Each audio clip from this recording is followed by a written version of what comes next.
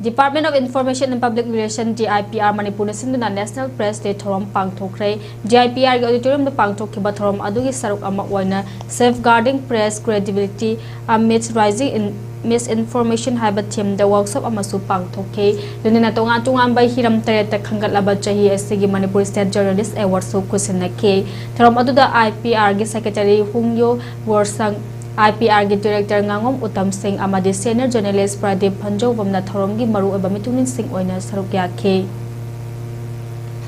akoina media gi chirinau singina marama yam toi toina dum protest over pen da phongdokpa akoi freedom da akoi good things la akoi chin me na bohna re hana phongdokpa dum yaw ko adu kadai bauba freedom exercise to over the kadai bauda mayam gi akoi responsibility sina mang thang ga da ge haibagi fine balance sugum ba mayam la ba adagi mo aigi pau ji chatna bagi da makta aigi cable tv ji chatna bagi da makta yam sensational heading mata bi bada director sensational way na ba promote ho na ba